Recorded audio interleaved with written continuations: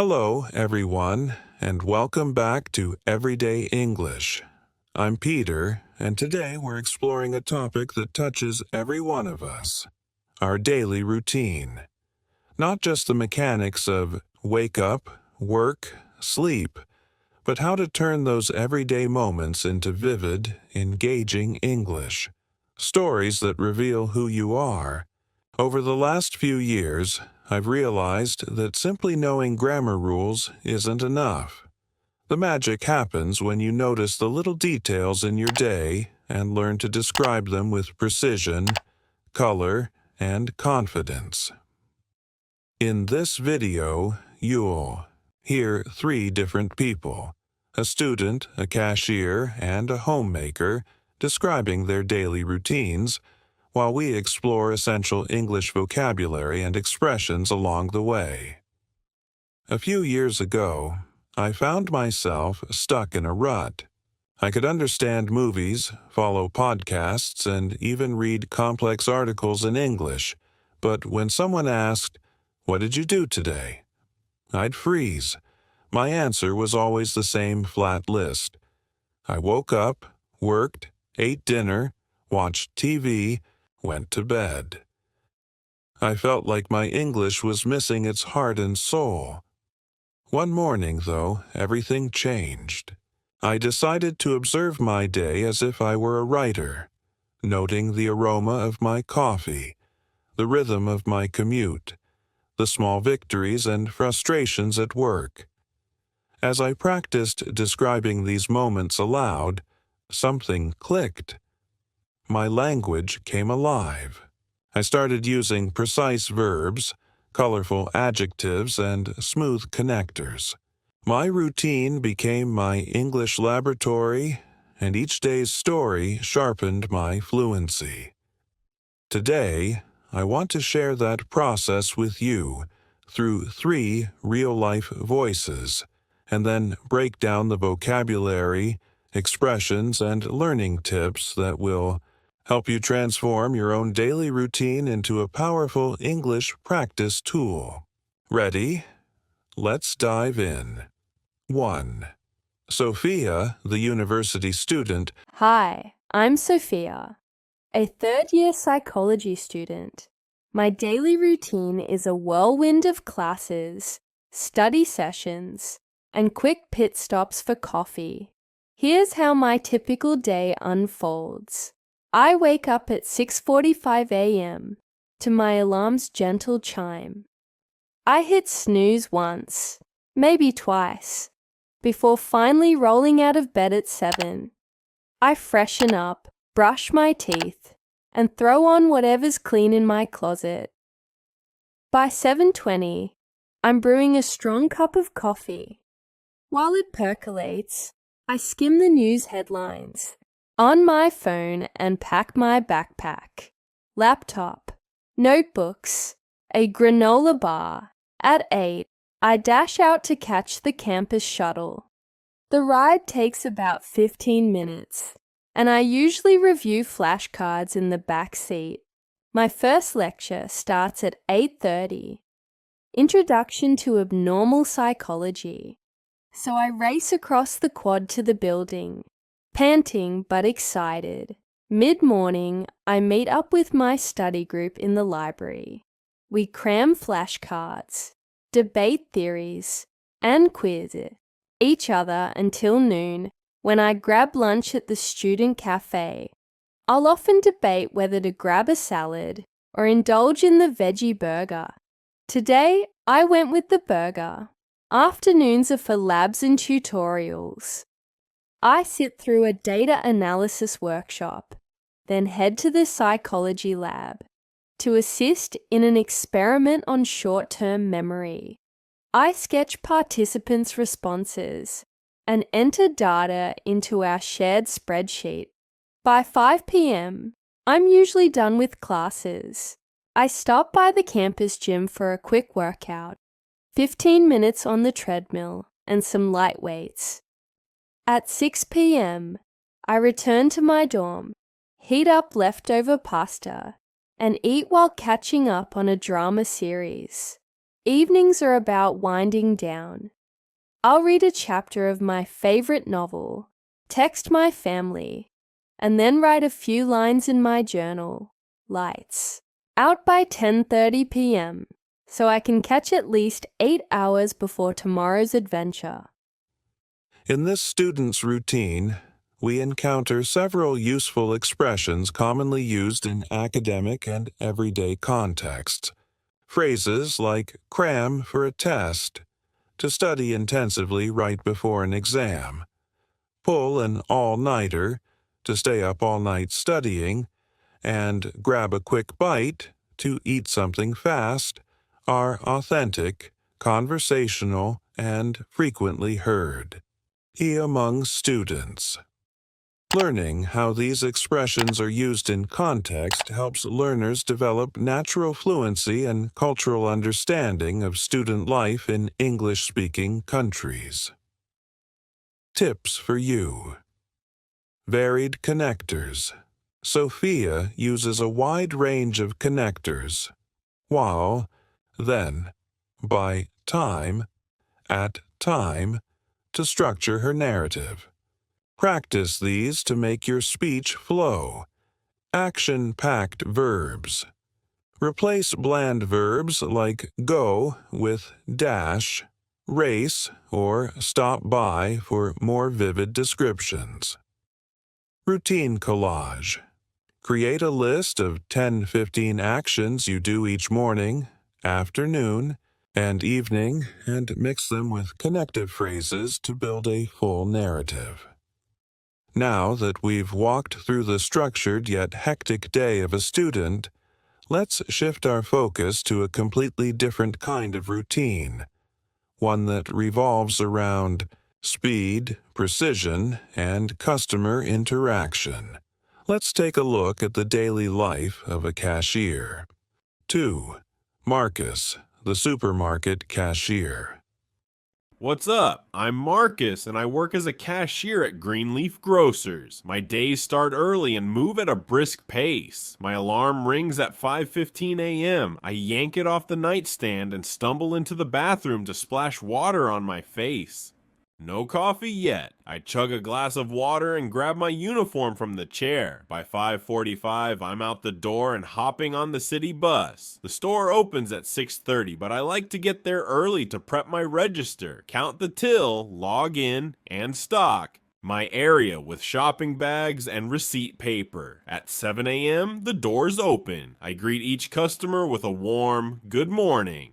Oh, and scan their groceries. Fresh produce, loaves of bread, gallons of milk. Rush hour hits around 8:30. The line snakes down the aisle, and I keep the line moving by being efficient. I handle payments, bag groceries, and even juggle customer questions. Do you have regular coffee? Can you check my loyalty points? All at once. I get a 20-minute coffee break at 10 a.m. I usually sip a latte and flip through a magazine in the break room. At noon, I have a 30-minute lunch, leftover pasta, or if I'm lucky, a sandwich from the deli. The afternoon brings more customers and more variety. I'll process coupons, assist at the customer service desk, and sometimes train new cashiers. By 3:30 p.m., I'm worn out but still smiling. I clock out at 4 p.m., grab my bag, and head home. Evenings are mine. I'll tackle homework for my part-time college course, cook dinner, and zone out with a video game. Lights out by 11 p.m. to recharge for tomorrow's shift. The cashier's daily routine introduces us to vocabulary related to customer service and retail work.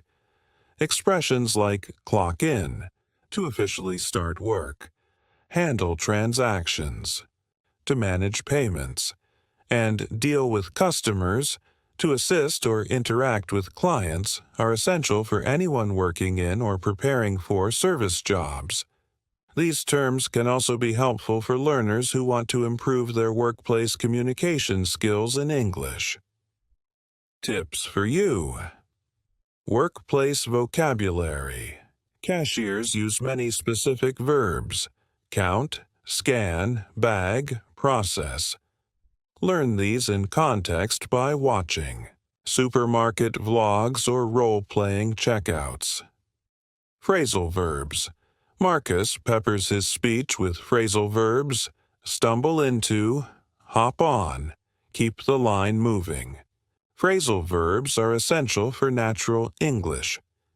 Emotional adjectives. Words like worn out, warm, efficient convey how he feels.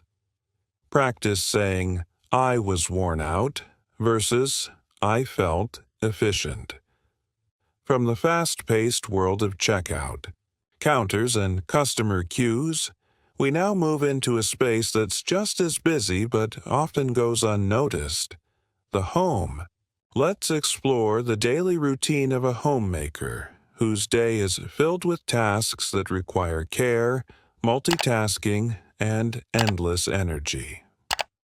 Linda, the stay-at-home mom. Hi, I'm Linda. I stay home with my 2 kids, and my days revolve around schedules and smiles. My day begins at 6 a.m. when I tiptoe downstairs to make coffee and prepare breakfast before the kids wake up. By 6:30, I lay out clothes for everyone and pack their lunchboxes, turkey sandwiches, fruit, and snacks. At 7, it's the morning rush. I help my daughter tie her shoes, remind my son to brush his teeth, and we're all out the door by 7:30. I drop them off at school and wave goodbye. Their smiles fuel my day. Back home, I tackle the laundry, sort, wash, dry, and fold. Then I dust and vacuum the living room, load the dishwasher, and plan dinner. I usually squeeze in a 30-minute yoga session around 10 a.m. to stay energized. Lunchtime is at 12:30. I heat up leftovers or whip up a quick salad. After lunch, I run errands, groceries, the pharmacy, picking up dry cleaning. If the weather's nice, I'll meet a friend for a coffee catch-up. School pickup is at 3 p.m. We head straight home, and I help with homework or read together. Dinner prep starts at 5:30, a family recipe or a new experiment, depending on how ambitious I'm feeling. Evenings are cozy. We eat, talk about our day, then watch a short show or read bedtime stories. At 8:30, the kids are in bed.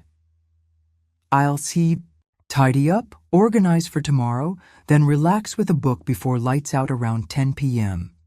In this homemaker's account, we see vocabulary that's practical for managing a household. Phrases like tidy up the house, to clean and organize, do the laundry, to wash clothes, and prepare meals, to cook for the family, are common in everyday English. These expressions are great for learners to describe domestics, life, and routines, especially useful for conversations about personal responsibilities or lifestyle. Tips for you. Domestic routines. Practice verbs for chores and family life. Make breakfast, pack lunch, do laundry. Expressions of care. Phrases like help with homework or read bedtime stories convey emotion. Connectors for flow. Use. Then, after that, at time to guide the listener. Emotional adjectives. Cozy, warm, peaceful bring the narrative to life. Now that you've heard 3 distinct routines and learned key vocabulary from each, let's talk about how to use your own daily routine as a springboard for fluency. Narrate your day. Aloud. Each morning or evening, record yourself describing your next day's plan or recounting the day that passed. Keep it to 2 to 3 minutes. Over. Time. Lengthen your narrative. Journal in English. Write 3 sentences about your day using new vocabulary and connectors. This morning, I brewed a perfect cup of coffee before heading to work. After that, I tackled my inbox and then met with the marketing team. Role play with a partner. Take turns describing your routine. Ask follow-up questions. What time do you head straight home? How do you unwind? This simulates genuine conversation. Create flashcards of routine. Verbs. On one side, write run errands. On the other, a sentence. I run errands every afternoon to keep the house stocked. Drill daily. Use shadowing. Re-listen to our 3 routines and try to shadow each one, mimicking intonation and pace. Notice how the speakers stress different words to convey emotions. Add variety. Swap simple verbs for vivid ones. Instead of I cooked, say I whipped up dinner or I simmered a stew. Build a personal lexicon of 20 such phrases. Your daily routine is uniquely yours. It's a story rich with moments that matter. By learning to describe it in English, you not only improve your vocabulary and grammar, but also deepen your self-awareness and confidence. Here's your challenge for the week. Pick one 2-minute slot each day to narrate your routine in English. Try to use at least 5 new verbs or expressions from today's episode. If you enjoyed this episode, please subscribe, leave a review, and share with friends who want to level up their English. I'll be reading your routine stories and can't wait to celebrate your progress. Thank you so much for tuning in. I'm Peter, reminding you that fluency lives in your daily details. Observe, describe, and share, and watch your English come alive. Until next time, keep practicing, keep learning, and most of all, keep living your story.